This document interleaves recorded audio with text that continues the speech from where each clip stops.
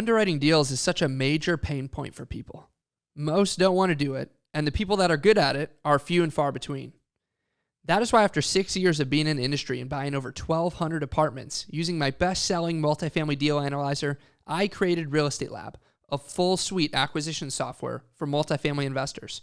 We have built a product that helps investors automate their acquisitions and close more deals, all in a cloud-based platform. You can go to realestatelab.com and sign up today using the promo code TAG2 for 10% off your first 12 months. This is David Tupin. Thanks for listening.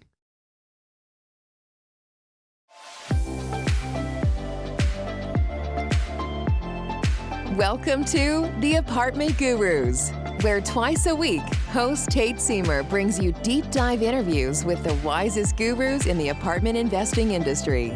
These experts are sure to create game-changing value and inspiration designed to catapult your business to the next level. Be sure to reach out to Tate at www.investwithgreenlight.com for access to his investor portal and Calendly link.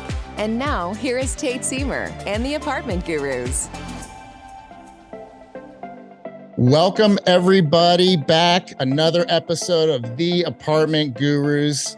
And this is part of the Sayulita series, zooming in from the southern half of North America here in Mexico. And I'm just thrilled today to be bringing you all, the listeners, the guests that we have in store.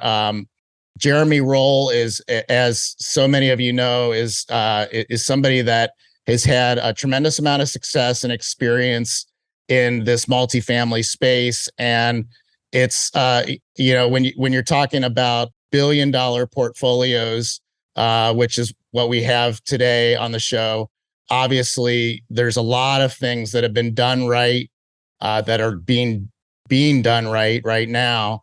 And, I'm sure a lot of mistakes along the way too, but,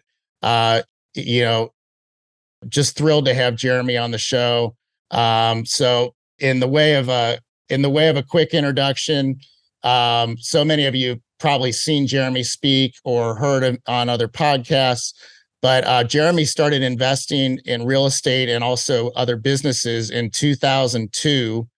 But he left the corporate world in 2007 to become a full-time passive cash flow investor. He's currently an investor in more than 60 opportunities across more than, like I said, $1 billion worth of real estate and business assets. As founder and president of Roll Investment Group, Jeremy manages a group of over 1,500 investors who seek passive and managed cash flowing investments in real estate and in businesses. And he's also the co-founder of Phoebe, stands for Investors by Investors. And that's a nonprofit that was launched in 2007, which facilitates networking and learning amongst real estate investors in a no sales pitch environment, which is awesome.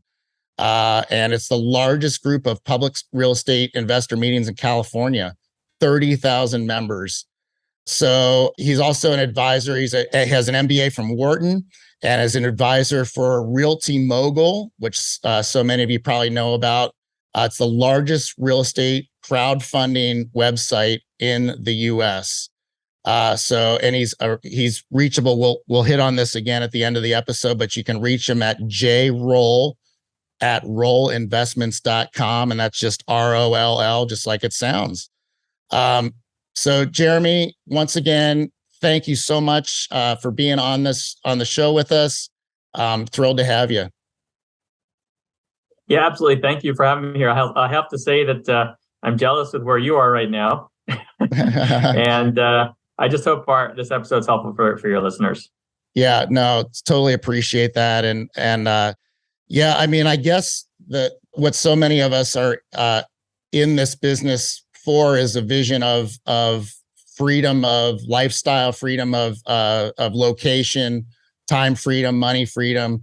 And this is my first stab, Jeremy, at location freedom. So working here from this little Pacific Coast surf town in Mexico, And it's been a lot of fun, but working hard too. So, for us entrepreneurs, sometimes it doesn't ever stop. Hopefully it can once in a while. But so Jeremy, before we really dig in, I'd love if you'd share a little more about your background and kind of your path to, that 2007 transition, kind of how you made that happen in particular into full-time passive investing, and we'll just kind of go from there. Okay, great. Well, thanks again for having me. So I guess what I'll start off is that in 2000 and 2001, when the dot-com crash happened, for anyone who remembers that who's on here, I realized that was just not a good fit for me in terms of long-term retirement investing. And that was really the issue for me. It was a combination of the lack of predictability and the volatility in the stock market for my long-term retirement account. But it was really more about the lack of predictability. Even though I didn't like seeing the stock market go up and down 30% in a year, it just was not good. It wasn't in line with my personality. I'm a pretty low risk, low and steady guy. So I looked at different ways to invest and came across the concept of cash flow. And I realized that if I kind of targeted more stabilized, predictable cash flow, it was probably going to be a better fit for my personality. So I started to rotate my money into, as a passive investor, into different opportunities starting in 2002. And then I ended up rotating all my money from 02 to 07. And what happened with me is that, unlike a lot of people I talk to who kind of have, let's say, a 5 or 10-year plan to try to get out of the corporate world with passive cash flow, which I frankly love to see because it's life-changing. I had a last straw moment in the corporate world at the time with a new manager where I was working. I was actually working at Toyota headquarters here in Los Angeles. And I decided to leave the corporate world at that point because I have enough cash flow built up to live off of. So it wasn't my plan to get out of the corporate world. I actually want to have the paycheck and the cash flow for more predictability on the retirement side. But I decided to take that risk, left the corporate world in 07. And that's how 2007 happened for me. So I've been a passive cash flow investor for over 20 years now, and over 15 years on the full-time passive cash flow investing side. So that's in a nutshell my quick story. So those pre-2007 investments where you started to invest in cash flow, were those mostly businesses? Were they real estate assets? What was it, a mixture? Yeah, good question. So where I started fully, it was February of 2002, if I remember correctly, is I started investing in syndications immediately, which is what I invest in today, where it's like group opportunities where they're pooling a lot of investors together and you're just a small piece of a big deal and you're very passive. That's mostly what I invest in today. And I started with that with lifelong friends of my family in Canada, where I'm from originally, just to be able to learn from them because they've been syndicating for 10, 20 years at that point, actually. And also because I really trusted them. And so I couldn't tell you whether my first deal was retail or office, but it was one of the two because I ended up doing a bunch of retail and office with them and a little bit of industrial. And then before 2007, some of it ended up being business investments as well. I started doing some business related investments in web hosting before kind of Amazon Web Services and stuff. Back, I think it was in 2004 is when I started that with a very good friend of mine who owned a company. And so I had a mixture of a bunch of stuff by the time 2007 rolled around. I will say that because I'm a more low risk guy, having hard assets is probably my favorite thing in general, just in terms of lower risk behind them. But I have a combination of hard asset and non-hard asset type investments today still. Okay. So, and have you been passive in all of those, like say the business opportunities that you have invested in? Yeah, so I have an S corp for consulting that I do, but I've never even formed an LLC in my life. And so I'm active in my own business in that I was just working on the books before, which is always fun. But I've never formed an LLC, and I purposely try to stay passive. So what happened with me on the investing side is when I started investing in 2002, I was way too busy in the corporate world to really be active. I was working at Disney headquarters. It was a ton of work, and I just did not have the time. And what I learned, though, after doing a couple of years of passive investing, was a really good fit for me personally. So obviously, there's 1,000 ways to invest. None of them are wrong. It's going to be a personality fit for everybody who's doing it. And for me, even though I became a full-time passive cash flow investor in 2007, I've just continued on the passive path because that has been the best fit for me. I could make more money being active, most likely, right? Because right now, there's going to be a split with managers and et cetera who are managing deals I'm currently invested in. But I've always preferred passive. And I tell people I trade control for diversification. by being passive. And I love the diversification, and I try to get diversification across asset classes, geographies, and operators. So I'm a huge fan of diversification in many small pieces across a lot of things.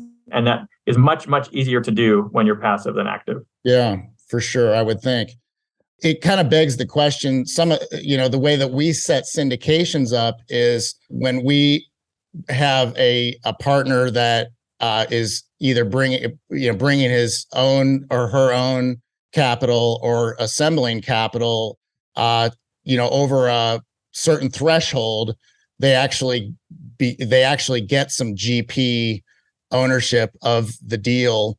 And that's, in a lot of cases, and in our case, it's $500,000 or more. Do you stay out of that realm of activity or ownership, I guess, or how does that work? Yes. So, and I should have mentioned at the beginning, I'm sorry, but I tend to not discuss my investor group on these just because I want to avoid public solicitation of investors. I don't want to have any problems. I don't have a website about my group. I don't market with it. So, but generally speaking, I don't ever have a portion of the GP. Okay. There's been the odd times where I've been in consulting for some companies. So, for example, for Realty Mogul, I started off with them just before they launched back in 2012. And they gave me I earned some equity into that, which is similar to having GP interest, the same idea. Yeah.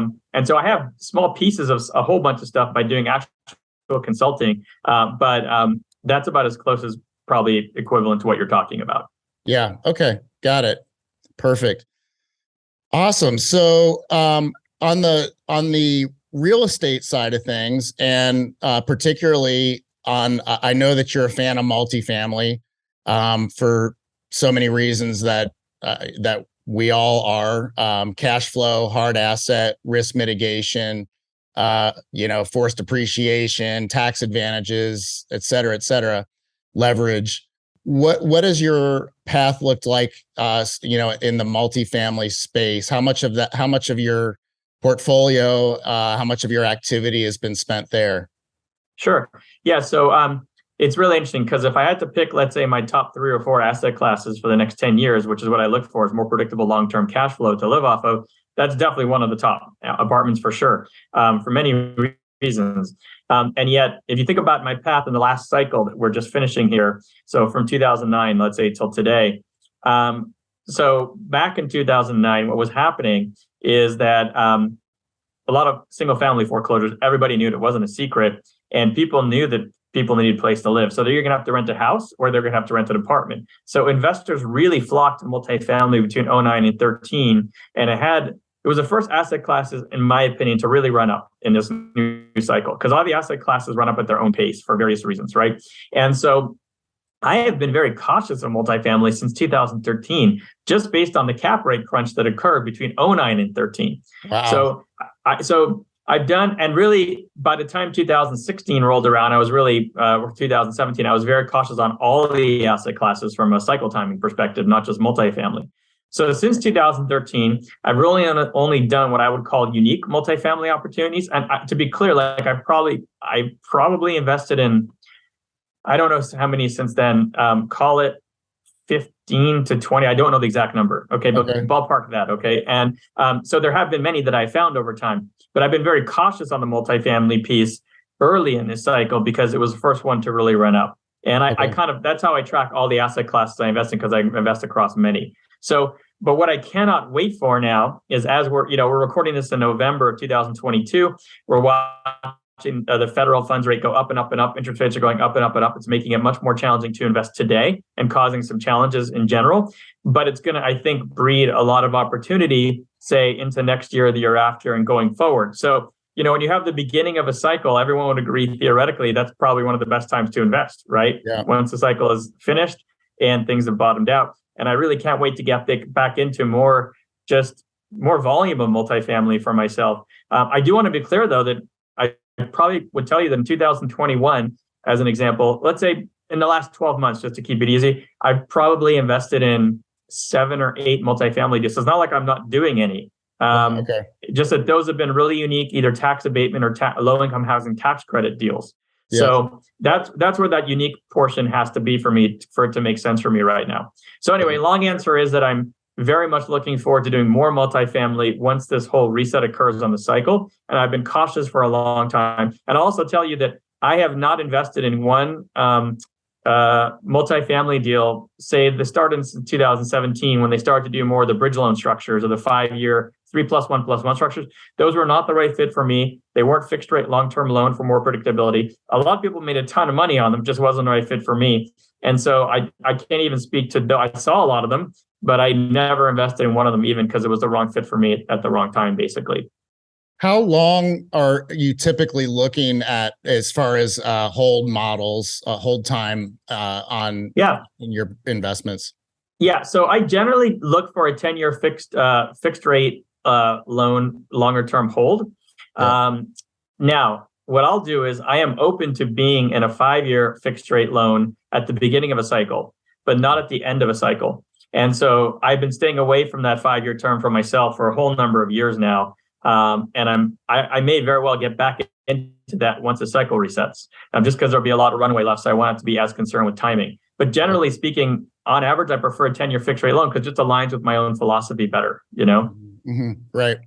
Yeah. And, to listeners, that's what we've been talking about the last number of months really on the show is fixed rate long-term debt is key right now because we're in a very unpredictable cycle. It's not like we can say by June, this is going to stabilize and we'll be done with rate hikes and all that stuff.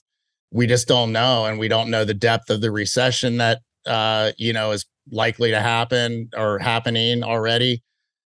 So if you're able to ride out the cycle change, the reset, as Jeremy said, then you're fine. And as long as you're cash flowing as well. So those two requirements are what we at Greenlight are looking for in our deals right now. And we're also looking for creative financing options, which that's a whole nother show really. But so back to what you were just talking about, for you to see that the market has reset, is that a drop in value percentage that you're looking for? Is it a when the Fed starts dropping rates again, we kind of know what are you looking for? What do you need to see, Jeremy? Yeah, and you raise a really good point because we have to discuss the Fed and all this, because what's happened is that, and this is making investing very difficult for someone like me who likes to just be objective, take the past data, try to extrapolate into the future. But the Fed is walking in and saying, oh, no, like screw your analysis. This is what's going to happen, right? Because they're going to either print $1 gazillion or they're going to change interest rates, one way or another, et cetera. Right. And so that's the hard part because nobody knows really what's going to happen. But to answer your question, normally a cycle reset to really bottom out takes, say, 18 to 24 months and possibly even slightly longer. And so, prices started to adjust, let's call it March to June this year. That's when everything really changed.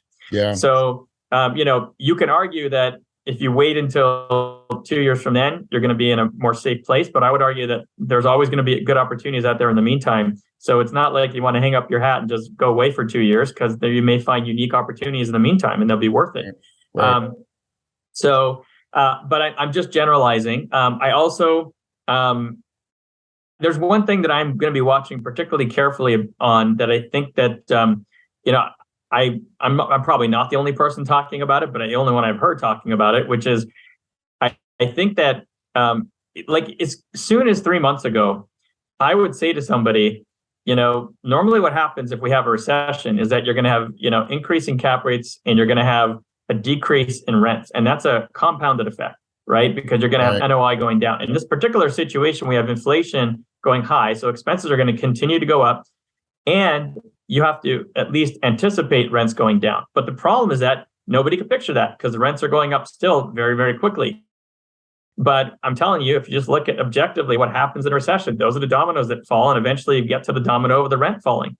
And so I would urge everybody to be very cautious. And if they're thinking about investing in something today or shortly, to factor in a reduction of rents of whatever percentage they're comfortable with, even though it may be hard to picture right now. Because if you have a compounded effect of the cap rates going up as much as they have and will probably continue to go up, compounded with the reduction in NOI, that's really severe, because given the amount the interest rates have gone up and how quickly they've gone up. And so I'm saying this from a valuation perspective, because I think most people would agree the valuations have probably already, adjusted 10 to 15%. But I think that we're maybe only half the way there, and possibly more depending on how much rents go down, right? So that's the one thing I'm going to be watching really carefully next year, to be very careful with. I'm not jumping in too soon, getting in at the wrong NOI if I'm going to go into a deal. Are you actually underwriting? So anyway, hopefully that all makes sense. Sorry for the long answer. No, that's perfect. So are you underwriting net rent decreases and NOI decreases in deals at this point? I'm not really underwriting anything, and I'm pretty much on the sidelines at this point, honestly, because I feel like I have a very short period of time left to see how much more the Fed's going to raise until they pause. And the reward is very big, or the risk is very big if I don't wait. So I'm just waiting now until early 2023.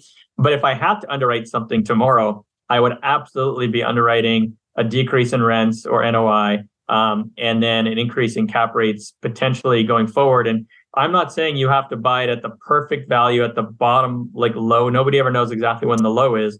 But if you're like me and you're trying to be really careful, I'd rather not buy before it's really close to bottomed out. It just won't make me feel good if I invest in an asset and then it's worth 20% less the next year. Even though I may not be selling, it's just not good for my personality. Some people are okay with that, but it's just not a good fit for me.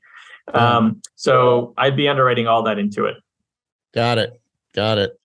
So you kind of just answered my next question, which was going to be, are you pencils down completely right now? Are you seeing, and actually let's take one step backwards from that. Where does your deal flow come from? Are you just locked into a network of syndicators that bring you stuff? And how does that all work in your world? Sure. Yeah. So what I've learned over the past 20 plus years is that networking is probably the number one key to my success, I suppose. I think having a very specific box that I have defined in terms of what exactly I'm looking for to help reduce wasting time on deals I wouldn't really consider anyway, and just to focus, that's been extremely helpful as well. But I would say networking is just so key. So I spent over 20 years with a very specific focus on networking in many different ways.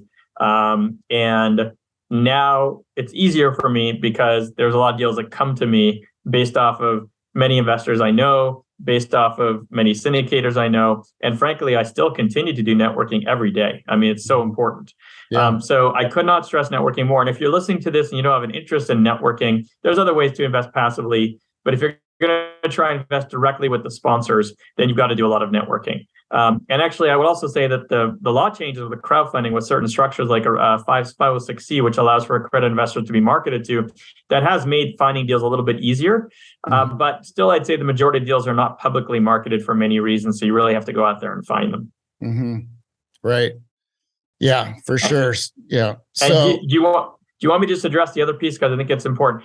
My pencil is never down because honestly, I don't even care what building you're living in today, but unless it's in a whole dilapidated place, I'll buy it for $1, So, there's always a price that makes sense. And if somebody came to me with a true deal that was 25% below market rate today, I would absolutely be jumping on it, analyzing and determining if it was the right thing.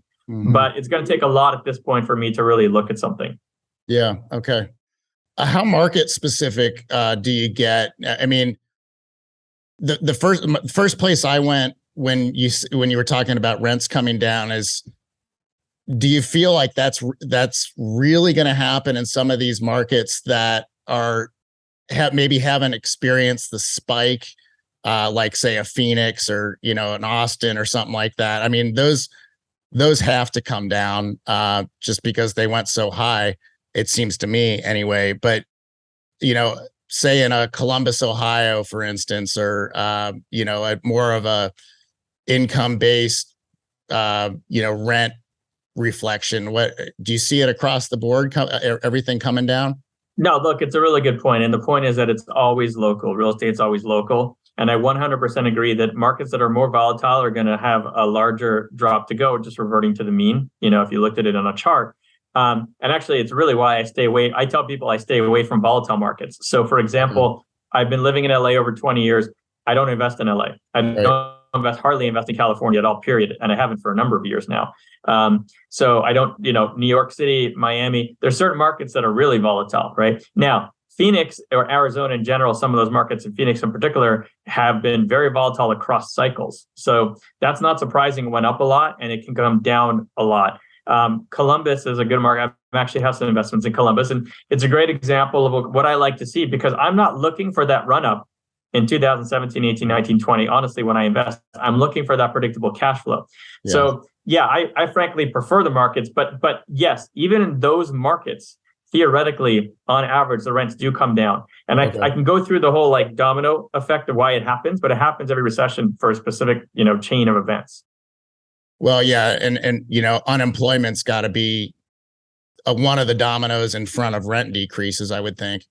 Yes. I mean, the bottom line is that if you're having trouble picturing rents coming down in a market that you're investing in, this is the chain. Okay. So we have, as soon as unemployment starts to go up, which is what happens in recession, right? Then you have people who either can't afford where they are and they'll downsize to a different location. They may double up with somebody else who had to move out of a different place and or go to their place, or they may go back home. All those things happen, and that's a real consequence of a recession when there's millions of jobs lost, okay?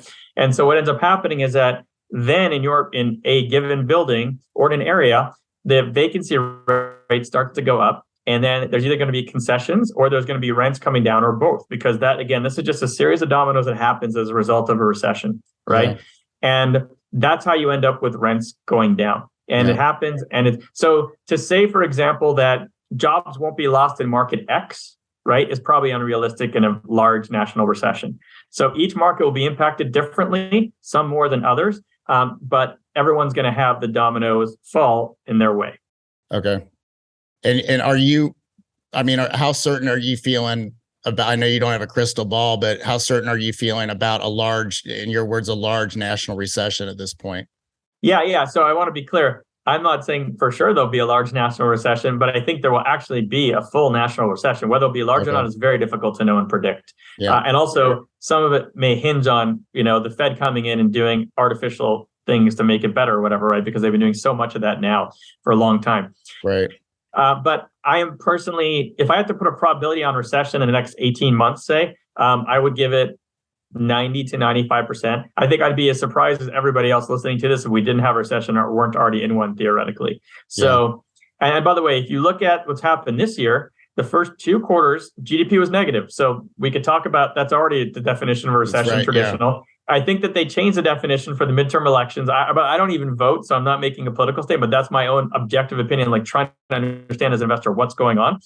And if Q3 GDP, if you haven't done this already, go look at what it's comprised of. And you will be shocked to find that if you actually take out exports, the majority of which were actually war-related, and military-related, you will find it was actually a negative GDP again, right? Wow. So the war has been supporting us into a positive GDP at the moment, but I don't think that's going to be sustainable given the amount of layoffs that we've seen in the last couple of months, even the last couple of weeks. Is staggering. Meta just 2 days ago announced 11,000 jobs cuts. And it's been every day there's been multiple major companies, with these job cuts. So all this appears to be imminent. It's no surprise. Everyone reads about it, expects it. And I think that consumer sentiment is way down because they're reading about this too. And right, and consumer sentiment drives 70%. Consumers drive 70% of GDP. And they're already pulling back their spending as if they're either in recession or going to be in recession because they've been hearing about it. So that's a big factor too. I just think all those pieces line up to the fact there's a very, very high probability of recession. Yeah. So where does this leave the multifamily market? And in that context, where are the opportunities going to come from in your eyes? Yeah. So good question. So there's a few different pieces to this. The first thing I would say is that if you're looking at a deal today and it involves either negative leverage, which means the interest rate is actually higher than the cap rate you're paying, make sure you double and triple check that makes sense to you. That to me is not an equation that makes any sense ever for me. Could make sense to other people, but that's number one, because frankly, I've seen some of those deals and I just don't understand how investors are comfortable with it. But like I said before, there's 1,000 ways to invest and none of them are wrong. That's number one. Number two is if you are going to look at a deal today, even if it's not like negative leverage, make sure you fully understand the debt. Okay. One of the most important aspects of the current scenario we're dealing with here with interest rates changing is what are the debt terms? What are the prepayment penalties? How long is the term? Is there a rate cap? I hate to say this, but I was on the phone with somebody yesterday who became a key person at KP as part of a general partner in a deal that was they did a couple of these shorter term bridge loans in the past 12 months. He didn't realize that the guys were new, didn't do a rate cap. He's about to lose almost $1 million in money because that's already going to go back to the bank already. Wow. In less than 12 months. So we're going to see some of those unfortunate scenarios play out. A lot of the stuff that was invested in 2021 is going to end up in a very challenging situation because interest rates have gone up so quickly. And some of it even from 2020. Anything that wasn't executed well in 2019 also could be at risk. So we're going to have a year or two of deals that may be at risk to eventually get into either the bank's hands or investors' hands at good deals. I also think that, frankly, we've been heading up in price for so many. This was a record long recovery because of artificial stimulus. So just to recap what happened this cycle, okay? In 2018, Trump artificially put in stimulus at a time where it wouldn't normally be put in because the economy was strong. Had he not done that, we probably would have had a recession shortly thereafter. He extended the longevity of this current cycle. 2020, based on the yield curve, we were about to walk into a recession in about March 2020, March to June. And then boom, all the stimulus played out. And by the way, nothing to do with the pandemic, just the economic cycle. Pandemic came in, they printed stimulus real quick. We avoided that. So this has been a record long economic recovery, which means the prices have gone up for a record long time. Like that's true, just objective thing I'm telling you. And so I'm very much looking forward to prices adjusting because that puts us back in a position, especially as cash flow investors, where we can get in at better valuations and more appropriate cash flow for risk reward as an investor. And that's a fantastic thing to be happening for us. So there's going to be a lot of opportunities in multifamily coming up in the next 12 to 24 months, most likely. The exception being, if the Fed does something crazy, the government prints a crazy amount of money, you have to then adjust, right? But you have to plan for all you can do is plan for what you're seeing objectively today. And if there's a wrench put into the whole equation, then you've got to maybe pivot. But that's the way that I see it right now. Right. Okay. So are you networking with banks, or is that, are you preparing for that sort of thing? No. Because keep in mind, I'm passive. So I'm waiting for the syndicators to network with banks to then be presented deals and then evaluate those myself. Right. Okay. So for us syndicators, should we be reaching beyond broker relationships at this point to get ready for those opportunities? I would, although I'm guessing some brokers are going to actually, who have very strong relationships with banks, may be able to broker either short sales or other type of situations that may occur. So I would also try to network with those types of brokers. And to be honest, like I am the wrong person to be discussing because I've never networked with a broker, just, had a conversation about buying an apartment building with a broker, honestly. But I know there are some brokers who do have relationships with banks more than others and who specifically tailor themselves to do that. That would be a very, very good person or people to know right now. Yeah. So, again, listeners, brokers are where deals get done. It's certainly been that way up until now. And likely banks know that that's where they're going to be the most successful unloading a property that's on their hands is through a good broker. So add that conversation into your broker relationships. Like, hey, we're anticipating seeing this. Are you seeing the same thing, or what specifically are you seeing with banks? And look for those brokers that have been around a bit, maybe that have seen the cycle change and have worked through banks before and know how to play that game. There's going to be, I think, some tremendous opportunities there. What do you think, Jeremy, about like the seller finance space, like the creative financing and wrapping existing mortgages and that sort of thing? Are you going to see stuff there too? Yeah, so I am not an all-in expert on this because, again, I don't go negotiate structures for the actual purchases typically. But I will say this: I've seen a lot of very successful investors become very successful because they were very creative with seller financing and other things, right? And this will be a very opportune time for sellers to potentially offer financing to benefit them from a tax perspective and to get the price they want, or to get at least maybe a better price than they would have otherwise. And so I think equally as an investor, if you educate yourself, because it takes a lot of learning how to do this correctly, what you're looking for, the terms you're going to want. But if you become sophisticated at structuring this, it gives you a huge competitive advantage. I would say it is difficult to find. So I want to point that out. I'd also say that what tends to happen at these times is that the banks themselves, I mean, these are stories from 2008, 9, and 10, but there are stories from 2008, 9, and 10. The banks are both not in the business of owning property and managing it. And apparently, and I don't know the laws behind this, but there are some laws that you can't have these assets on your books, so you're penalized by the regulators, right? And have certain ratios, et cetera. So they really don't want the real estate assets. So there were stories of banks giving people properties for free and rehab money for free, almost like 100% debt, right? Back then, to get it off their books. And they were looking for the experienced sponsor that they could bet on with their own money, because now they're literally taking nothing in. The risk is all on them, right? So they're looking for the right partner to execute on, but that partner was getting phenomenal terms in exchange. So it was actually solving two problems at once, right, on both sides. And those came up back then. Will they come up to that degree this time? That remains to be seen. But even if they don't, there will be some of those situations where a property may be distressed, may not be easily financeable, but the bank themselves who have to take it back will have no choice but to provide the financing they wouldn't otherwise. And that presents opportunity for investors. So there's going to be multiple angles of opportunity for investors. And if you're an active investor out there, probably one of the best things you could do is really educate yourself now on those various angles, start to learn them really well so you can start to negotiate those angles if they come up. Right. Yeah. And listeners, the very recent episode with Jeff Rappaport, we get into deal structure and creative financing and how to speak that language. There's some great podcasts out there. Jeff's podcast in particular, the Creative Financing Podcast, is he swims in that ocean every day. So and that's what you want to do. You want to learn how to speak the language. You want to know who to have the conversations with. How to set the context and stage for you being somebody that they would want to work with, and bring deals to. So it's all about getting ready right now, I think, Jeremy, from what I hear you saying, and being ready. What, for us actives, the successful actives that you work with and the big hitters, what else should we be thinking about at this point? How else can we be getting ready?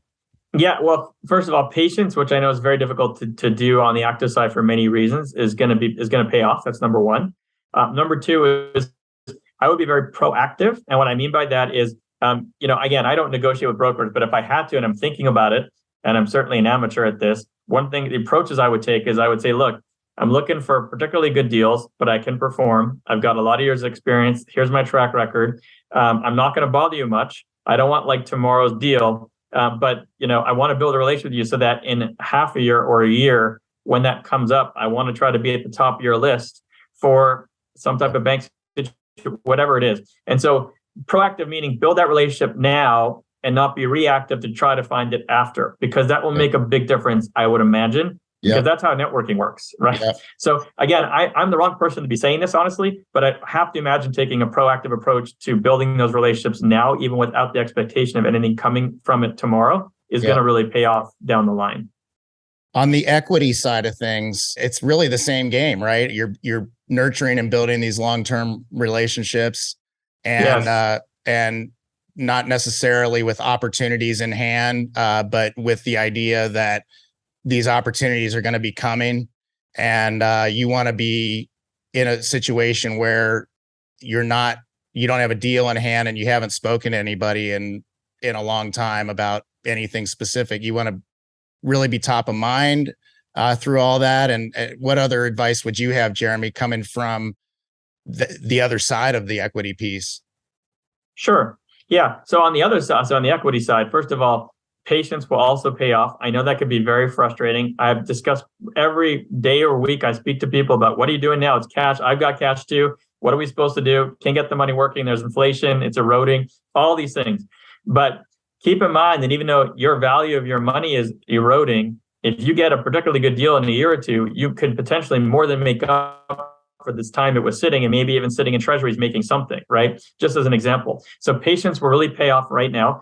Don't go in too early. One of the great lessons of 2008, 9, and 10 is that some people went in too early and said, oh, this is 10 or 15% off. What a great deal. And a year later, they were foreclosed because it went down 50% in that market, right? And those are real numbers. And so don't go in too early. It takes a while for this stuff to adjust. And patience is really key, even though it's very frustrating. I want to go back to something else you said before, because it's kind of funny. I spent literally the last 3 years at least with this following conversation on the phone with many people. Someone would say, have you seen this so-and-so's deal? And I'd say, well, that's not the right fit for me. Here's why. And I would say, by the way, like, this group has done very high volume of deals this year, right? 20, whatever it is, whatever the number is. And I'd say, just so you know, like, the more deals someone does this year, the less likely it is I'll ever invest with them, because we're just not on the same page philosophically. And frankly, that may have turned out to be great deals, but just wasn't the right fit for me. Like, in terms of philosophical, what I look for, the type of bucket that I have that I'm looking to fill. And so when answering your question, it's almost like the people I'm more likely to invest with going forward now are the ones that weren't doing many deals, if any, over the past few years, right? Which is kind of ironic, but you're talking about relationship building. That was from the past and waiting. There is a self-storage operator. I've literally been saying to him since 2015, 7 years. I did the last deal with him then, and I said, I absolutely want to invest with you again. Can't do it until then, unless it's a crazy unique deal. And now I'm starting to go back to him, and I'm saying to him, hey, hands up. Like, if you see a unique deal now, let me know. And hopefully in a year or two, we're going to do a whole bunch of deals together, right? Yeah. That is literally a 7-year pause. So patience will pay off long-term, and you have to think long-term too. So make sure you're thinking shorter-term and long-term. Both are very important when you're investing in this type of thing, especially when it's a liquid asset. Yeah. Yeah. This is just fascinating stuff. And there's so many different ways we could go and directions we could take. I wanted to ask you, there's kind of an obvious question for me with you and your network of, it was about 1,500 investors in your network, in your databases that you're working with. Is that about right? Yeah. And I just want to point out, and again, I'm sorry I didn't mention this up front, but I am full-time focused passive investor for myself. I send a very small subset I want to be investing into my group, and people can just invest directly with the sponsor under the exact same terms as me. I'm not a typical group. I don't send out monthly newsletters. I don't have any staff. So it's not, that group is a secondary focus for me, just to be clear. Okay. Got it. So that might answer my question then, which is, have you thought about starting a fund? If so, why haven't you? And Yeah. So I've gotten that question many times over the years now. And what I would say is that I would have made a lot more money had I started a fund, but I always resisted. I like to say I resisted making a business out of my investing, so to speak, from that perspective, just because I always liked what I was doing. And so I've traded off liking what I'm doing for making more money, essentially, is what it comes down to. And I'm not going to have done nearly as well financially as someone who actually did do the fund. That's very clear, and it's already proven itself out. But I've chosen this path because I really like it. And so that's a path that I'm just continuing down. So I'm never going to say never necessarily, but it's not something I've wanted to do so far. I've never taken that type of thought seriously. What about investing in other people's funds? What's your philosophy on that?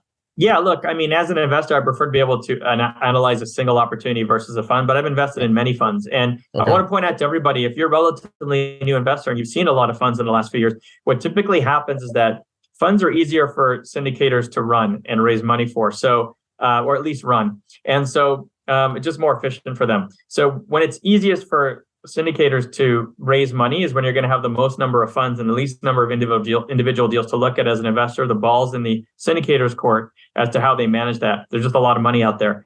When that flips, you're going to see that it's going to become more likely you're going to see more individual opportunities, because first of all, the sponsors may not be as confident that they'll be able to raise funds for an entire fund.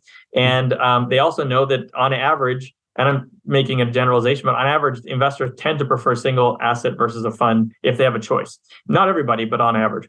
So I do expect to see more individual deals come back now, and less funds. Now, there won't be zero funds for sure, but I think you're going to see that swing back and then eventually swing the other way down the next cycle.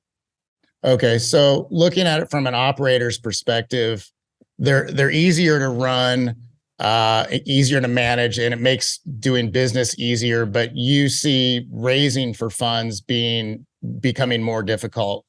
I would say raising money in general will be more difficult if we do have a recession. That's just a fact of how it works, right? Yeah. And therefore, the confidence anybody has to be able to raise a larger fund is going to reduce, and they're going to realize that. And then you're going to see more individual deals happen that a sponsor may be still very confident they can close an individual deal, not as confident they'll close a larger fund. They're going to go back to individual deals for the time being because there's going to be less capital out there. Yeah. Okay. Got it. Well, Jeremy, this is amazing level of conversation, and it's a privilege to get to have this with you. I've got one final question before we hit that. What's the best way for people to reach you, and why would they want to reach out to you at this point? And how would they learn more about you, I guess? Sure. Yeah. So, and can you just repeat that? I lost you for a second there. You said, how can someone reach me? And then what? I'm sorry. Yeah. And why would they want to reach out to you? Okay. Yeah. Great. So anyone is welcome to reach out to me. Best way is through my email. So it's jroll, JROLL at Roll Investments, ROLL Investments with an S.com. So jroll at rollinvestments.com. Welcome to reach out to me. If you are brand new and just have some general questions about passive investing, I can give you insight as a passive investor, right? I'm happy to do that and help any way that I can. If you want to network, I love networking with fellow investors, trading information about deals, sponsors, et cetera. That's fantastic.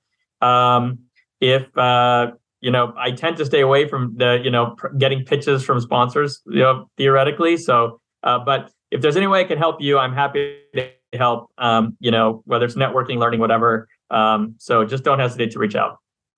Fantastic. So last question for you is you've been in this for 20 years, right? Roughly. You've vetted, probably at this point, thousands of deals and hundreds, if not thousands of sponsors. My question is there a common thread that you see throughout the successful, like uber successful, active investor sponsors that you work with, that's easily identified from your perspective? Yeah. So it's a tough question because the common thread that I'm looking for is going to be different than the common thread who someone is saying, let's say someone's a much more aggressive value add investor. That's going to be a different common thread than the common thread I'm looking for. So I'm going to give you the answer from the perspective of someone who's a low risk passive cash flow investor looking for more predictability, stability, and longer term cash flow. Okay. And what I will say is that the better somebody can align with your philosophy and how they think, I think is going to have the higher predictability. You'll have a higher predictability of a good outcome with them. And what a good outcome means is that you'll have hit your target on what you're trying to find. Meaning that if you do value add and you've done reasonably well because you invested in exactly the right type of deals and a sponsor had the exact same philosophy as you, I think you've really accomplished your goal. It doesn't mean you're going to get every deal right necessarily, and neither will the sponsor, but I think that'll be the best outcome for you, right? Mm-hmm. Similarly, if you're doing construction, I've never invested in a development deal in my life, but if you do one, that's going to be higher risk, right? But the more that you agree with someone's assumptions, philosophies, so I'll give you a quick, better example. I tend to be highly conservative. I look at certain assumptions with rents, expenses, cap rate changes over time, loan structuring, et cetera. And the best operator I can invest with is not just have a lot of time experience to learn from in the past, but is someone who eight or 9 times out of 10, if they send me an email with a new deal, I know it's going to be a fit because we're practically on the exact same page, right? Mm-hmm. And that means I'm getting what I'm looking for. It doesn't, I don't know if it's going to perform perfectly or not, but now I'm pairing a really experienced person who learned off of that time in combination with exactly what I'm looking for. And if I'm looking for the right thing for myself, hopefully that'll be the best outcome for me, right? And I think that's very important, because I have some sponsors over time where I've just been like, literally we're so similar to how conservative we are, that when we start to slice and dice into their pro forma together, I know that they've looked at it the exact same way I would be trying to look at it when underwriting. And therefore, that's going to be the right fit for me. Does that make sense? Totally. Absolutely. Any common mistakes that you've seen, even with the good guys, the successful guys? So I think there's two kind of easy things to point to. One is that I'm seeing some of the deals that are going bad already now were with newer sponsors in the past couple of years. And they were basically chasing the money that was coming into the market and didn't really know to get a rate cap, didn't really understand that markets change quickly, or they can change quickly, and weren't planning for it, right? And their numbers looked very nice and aggressive, but it wasn't the reality. They didn't really have a good backup plan, is what I'm trying to say. And I think that's due to a lack of experience. They may have not known they needed it. They may have just not wanted to do it, et cetera. So I can't tell you that, investing in someone who's experienced, who, I hate to always say this, but it's true, which is like someone who's learned off other people's money and then you're benefiting from it. It gives you a huge advantage in terms of reducing your risk. Okay. So, but I have seen the flip side where investors have just gone with someone with the best numbers, and that doesn't always work. Okay. The other thing that I want to say is that I'm not going to give it an answer from the perspective of the general partner or the active investor. From a passive investor's perspective, and maybe it's the same thing with active, I cannot stress the importance of market cycle timing. And I'm not saying that because we're in the middle of a cycle reset. I always say that. So the easiest example I can give you is I can invest with the best operator in the best location in 2007 and be foreclosed in 2010. And I can invest with the worst operator in the worst location in 2007 and have it 2010 and having made a boatload of money in 2017 when the property was sold. And those are very realistic scenarios. And what I often see a mistake from limited partners is that they come in one day and they say, okay, I have money, I want to invest. Like, the timing's right for me because I just saved up this money. But the first question you have to ask yourself is, just because the timing's right for you, it doesn't mean the timing's right from a cycle perspective. And they don't necessarily take the time to analyze, is the timing right for them to go into the market, even though they have the money, the cash in their pocket, and they get themselves in trouble. Okay. And so that's one that I think is going to be, less important in 12 or 24 months. People can stumble into things at that time and do well. But generally speaking, that's a very common mistake that I see limited partners making, not taking that full cycle into account, not trying to understand it well enough to know if they should be investing at that time. Yeah. Got it. So well said, Jeremy. It's it's a pleasure to get to do this with you, and I've learned a ton today. I know my listeners have as well. So lots of gratitude and lots of blessings to you. Really appreciate you being on the show. Oh, absolutely. I just hope this is helpful for the listeners. Thanks for anyone who's still with us here, and enjoy your time down south. Your background is making me very jealous. So, well, it is a digital background. So don't get too jealous. I know. I'm not complaining. I'm in California, or November in California is fine. There you go. Listeners, thank you. Like Jeremy said, thanks for listening to this whole episode, and hopefully you got tons of value out of it. Being in the right room can mean just being in the right digital room, and today, I think we were all in a great room to be in with a very successful real estate investor that has just tons of wisdom. And so hopefully you got a ton out of this. We love if you leave a rating and review for the show. That's super helpful.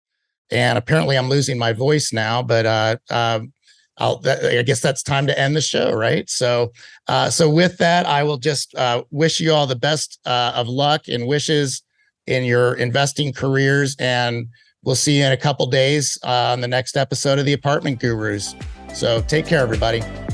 This has been the Apartment Gurus with Tate Siemer. If you enjoyed this episode, be sure to subscribe and leave a rating and review on your favorite podcast platform. To contact Tate, go to www.investwithgreenlight.com for access to his investor portal and Calendly link. He loves to hear from you and thanks you for being a valued listener.